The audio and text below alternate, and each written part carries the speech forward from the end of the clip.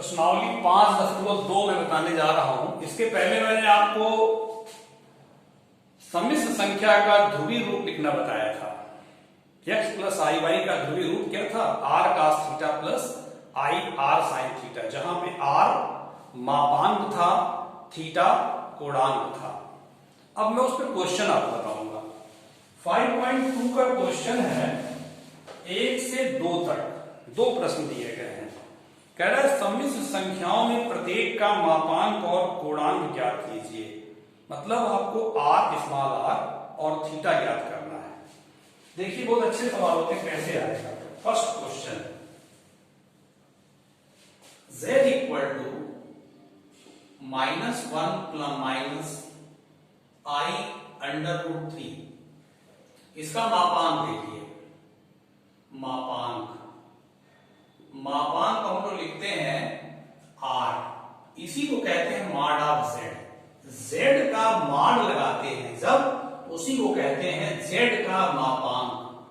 z का मापांक r बराबर क्या सूत्र लिखवाए? वास्तविक भाग का वर्ग। वास्तविक भाग कितना? -1 प्लस काल्पनिक भाग का वर्ग। काल्पनिक भाग इसमें i का गुणांक, i का गुणांक है माइनस करड़ी में 3, माइनस करड़ी में 3 का वर्ग। तो -1 का वर्ग प्लस 1 होगा, माइनस का वर्ग प्लस होगा, और करड़ी में 3 का वर्ग 3 होगा। तो करड़ी में 4 हो गया, 4 का वर्गमूल 2। मापांक हमेशा प्लस में ही लिखेंगे, माइनस में नहीं, क्योंकि मापांक माइनस नहीं होता है। मात्रा, मापांक का मतलब मात्रा, मात्रा कभी ऋणात्मक नहीं होती है। तो r इक्वल टू 2 हो गया। अब आइए पूर्णांक, ध्यान दीजिएगा, बहुत अच्छा आने वाला है। पूर्णांक थीटा इक्वल टू, सूत्र क्या होता है? tan inverse y upon x। y means काल्पनिक भाग, y मीन्स काल्पनिक भाग, काल्पनिक भाग y है, तो i का जो गुणांक होता है वही काल्पनिक हिस्सा होता है।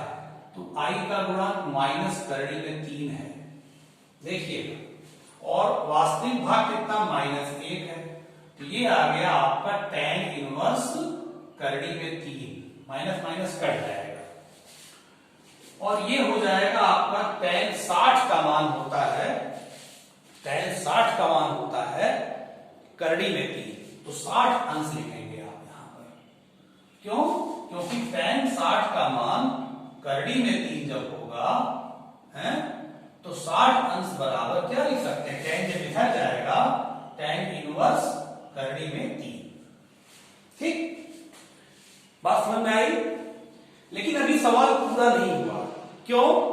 क्योंकि देखिए आप ध्यान से, -1 और -i करड़ी में 3 का क्रमिक युग्म जब आप लिखेंगे, क्रमिक युग्म जब लिखेंगे तो ये होगा -1 कामा माइनस करड़ी में 3, और -1 कामा माइनस करड़ी में 3 ये पड़ेगा तृतीय चतुर्थांश में। किसमें पड़ेगा?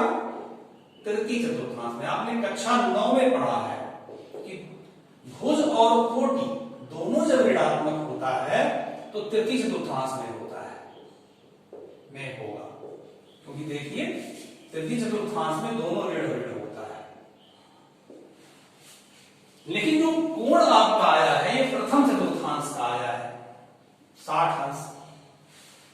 तो तृतीय चतुर्थांश में जाने के लिए आप देखिए, यहां से जा सकते हैं, ऐसे ऐसे जा सकते नहीं जा सकते हैं।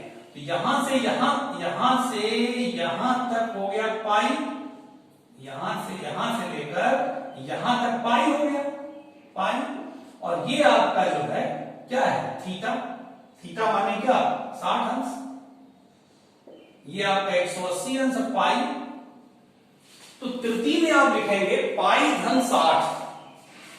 थीटा बराबर जो होगा, तृतीय चतुर्थांश हो गया, तो थीटा बराबर क्या लिखेंगे? पाई धन 60। तो पाई धन 60 माने 180 धन 60 बराबर 240 अंश। तो ये आपका पूर्णांक वास्तव में होगा। अतः पूर्णांक बराबर 240 अंश हुआ, 60 अंश नहीं होगा, 240 अंश होगा। क्यों? क्योंकि 60 अंश तो प्रथम चतुर्थांश में पड़ता है और प्रथम चतुर्थांश में आपकी ये सम्मिश्र संख्या नहीं है। सम्मिश्र संख्या जो दे रहे हैं वो तृतीय चतुर्थांश में है और तृतीय चतुर्थांश में आप कैसे पहुंचेंगे? 180 धन थीटा माने 180 तो होगा ही, धन थीटा माने जो 60 अंश आया है वो आप जोड़ देंगे तो 240 अंश। क्यों? क्योंकि देखिए tan 60 का मान करने में 3 होता है तो tan 240 का मान भी करने में 3 होता है। निकाल के चाहे देख लीजिए।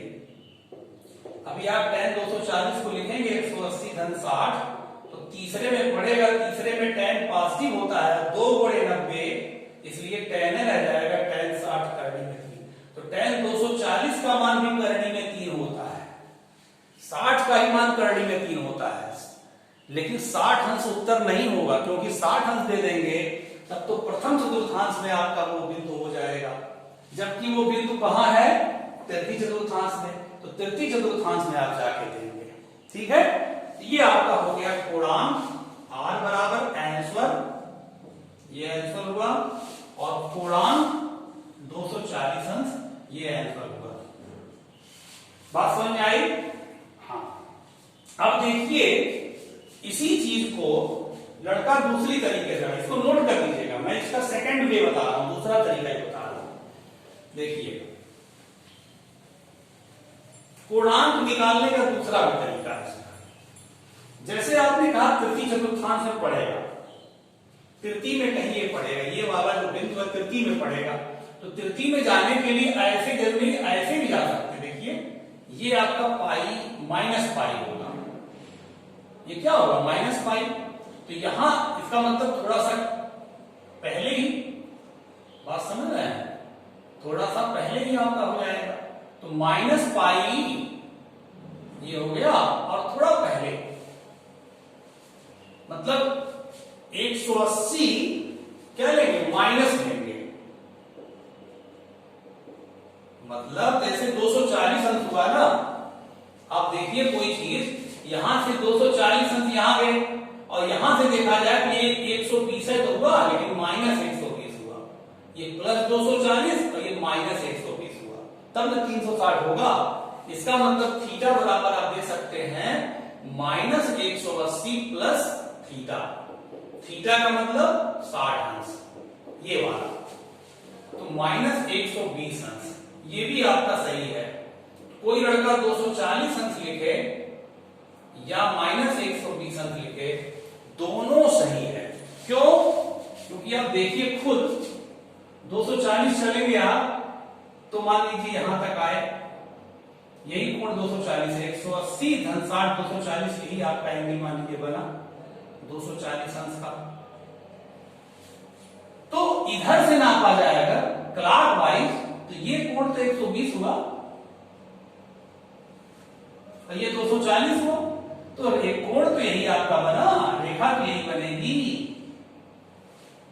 तो ये प्लस 240 है। क्यों? क्योंकि ये एंटी क्लॉकवाइज डायरेक्शन में है, घड़ी की विपरीत दिशा में धनात्मक कोण नापा जाता है। और ये माइनस 120 होगा क्योंकि घड़ी की दिशा में है। तो माइनस 120 अंश या प्लस 240 अंश दोनों आंसर सही है। अगर माइनस में देना चाहते हैं आप तो माइनस में आप दे सकते हैं, अगर आप प्लस में देना चाहते हैं तो प्लस दे सकते हैं। एक ही कोण को प्लस में भी माइनस में भी दिया जा सकता है। जैसे देखिए बहुत सारे आप उदाहरण ले सकते हैं। अभी देखिए कोई कहे कि हम 300 अंश बनाते हैं, 300 अंश मान लीजिए यहां पर होगा 300 अंश मानिए 180 और 270 और ये 30 और ये 300 अंश हुआ। 300 अंश को माइनस 60 भी कह सकते हैं, प्लस 300 अंश कहिए, यहां से यहां तक प्लस 300 अंश हुआ और यहां से यहां तक कितना हुआ? माइनस 60 हुआ, क्योंकि ये क्लॉक वाइज डायरेक्शन में माइनस होता है और एंटी क्लॉक वाइज डायरेक्शन में 300 अंश होता है। तो किसी कोण को 300 कोई लड़का कह रहा है, उसी कोण को कोई भी दूसरा छात्र माइनस 60 अंश कह सकता है। बात समझेगी नहीं? ये ठीक, ये आप समझ गए।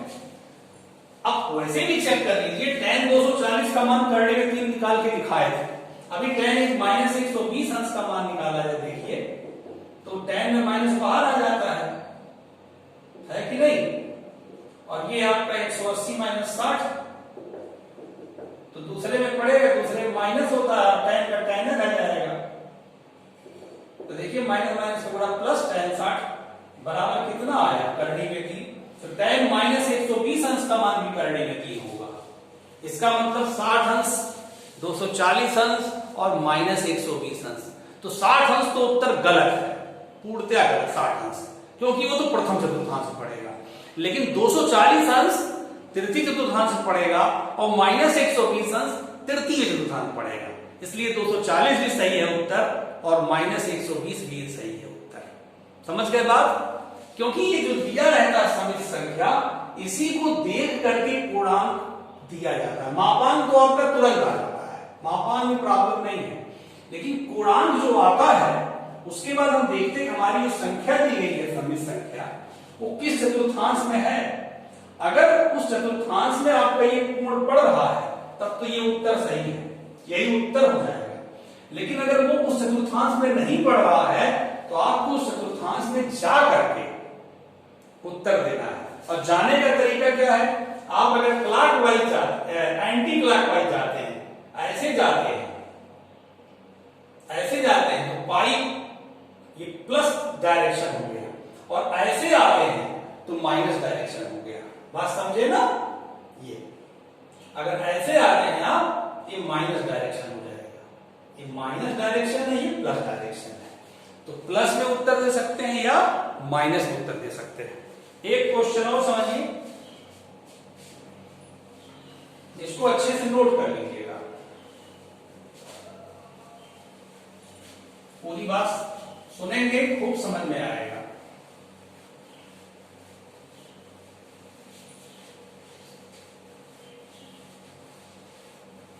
देखिए दूसरा क्वेश्चन है इसका, इसमें सब चतुर्थांश में ही जाके एंगल को आप देंगे,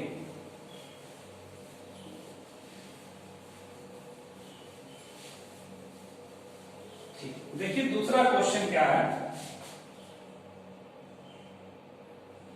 z बराबर माइनस करनी में 3 प्लस आई, इसका मापांक का मापांक,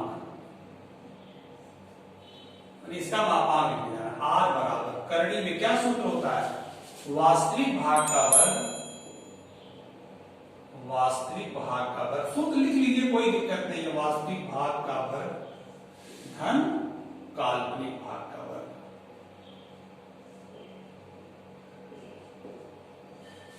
तो वास्तविक भाग कितना है, माइनस करनी में 3, और काल्पनिक भाग कितना है, आई का गुणांक काल्पनिक भाग होता है 1 प्लस 1,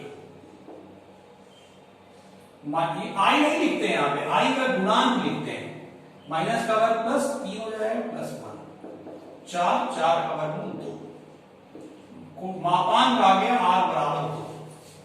अब आइए पूर्णांक, थीटा बराबर tan इनवर्स y अपान x, y क्या है, काल्पनिक भाग है, काल्पनिक भाग है आई का गुणांक 1, वास्तविक भाग है माइनस करनी में 3, तो ये हो जाएगा आपका tan इनवर्स माइनस 1 बटा करनी 3, तो tan 30 अंश का मान tan 30 अंश का मान 1 बटा करनी 3 होता है, तो हो जाएगा माइनस 30 अंश, माइनस 30 अंश। अब हमें देखना, देखिए बता दिया आपको यहां पर, चूंकि tan माइनस 30 अंश बराबर माइनस 1 बटा करनी में 3, ठीक है, ये tan उधर जाएगा जब, तो कितना हो जाएगा, tan इनवर्स माइनस 1 बटा करनी, इसकी जगह पर ये लिख सकते हैं। देखिए अब माइनस 30 अंश किसमें पड़ेगा ये मुझे देखना है, माइनस 30 अंश देखिए, उसके बाद देखना ये वाला, पहले ये देख लीजिए, माइनस करनी में 3 धन आई का कर्ण क्यूब ये सब फेयर पे रहेगा, ये सब फेयर रफ नहीं काम होगा, सारा काम फेयर पे करना है, उतारना है नहीं का करड़ी युग्म क्या होगा, माइनस करड़ी में 3 कामा 1। तो माइनस करड़ी में 3 कामा 1 यानी भुज माइनस हो और कोटि प्लस हो, किसमें पड़ेगा, भुज माइनस हो ये और कोटि प्लस हो ये दूसरे में पड़ेगा, किसमें पड़ेगा, दूसरे में। भुज माइनस देखिए इधर कोटि प्लस द्वितीय चतुर्थांश में पड़ेगा, द्वितीय चतुर्थांश में होगा ये। कोण आपका देखिए किसमें है जानते हैं, चतुर्थ में पड़ रहा है, हमको चाहिए द्वितीय में, हमको चाहिए द्वितीय में, यहां चाहिए। इसका मतलब 180 माइनस थीटा, तो कोणांक थीटा बराबर क्या हो जाएगा, 180 माइनस थीटा, तो 180 माइनस 30 हो जाएगा, क्योंकि ये थीटा बराबर माइनस 30 दिया है, ये तो माइनस 30 भर देंगे, 150 अंश। 150 अंश देखिए हमारा पड़ रहा है द्वितीय में, द्वितीय में पड़ेगा, क्योंकि ये आपका जो सवाल दिया गया है वो द्वितीय चतुर्थांश में है, तो कोणांक भी द्वितीय में होना चाहिए। माइनस 30 जानते हैं किसमें पड़ता, ये माइनस 30 पड़ता यहां कैसे, माइनस 30 ये होता चतुर्थ में पड़ रहा था, और चतुर्थ में आपका क्वेश्चन नहीं है, क्वेश्चन जो है वो द्वितीय चतुर्थांश में है, तो कोणांक द्वितीय चतुर्थांश का होगा। 150 अंश 180 से कम है, इसलिए द्वितीय में पड़ेगा, समझ गए। तो आपका कोणांक थीटा बराबर हो गया 150 अंश, ये आंसर होगा, और यहां पे ये आंसर होगा। तो जो हमारा कोण आता है ना, उस कोण को सवाल के आधार पर देखते हैं, सवाल जिस चतुर्थांश में पड़ेगा उसी चतुर्थांश में हमको कोण देना है, ना कि जो आया है वही उतार दिए। संयोग से कभी कभी जो कोण आता है उसी चतुर्थांश का आ जाता है, तब तो तुरंत वही आंसर हो जाता है, लेकिन ज्यादातर ऐसा होता है कोण आपको मिल गया, अब आप इसको देखेंगे जिस चतुर्थांश में पड़ेगा उस चतुर्थांश में जाकर, अगर द्वितीय में है तो 180 माइनस थीटा, अगर तृतीय में है तो 180 प्लस थीटा, या माइनस 180 प्लस थीटा, तृतीय के लिए कर सकते हैं।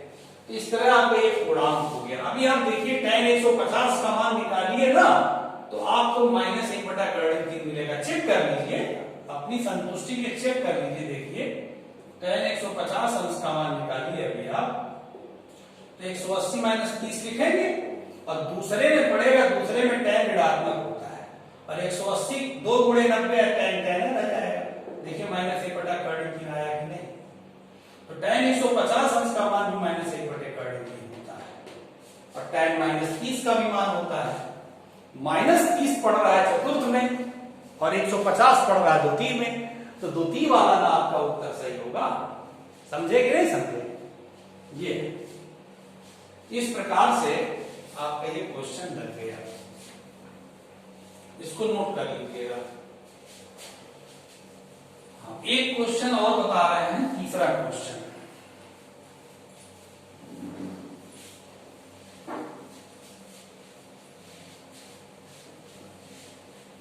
जो कोण आता है ना वो चतुर्थांश की सहायता से ही आप लिखेंगे, और चतुर्थांश मिलेगा आपको अपने सम्मिश्र संख्या से।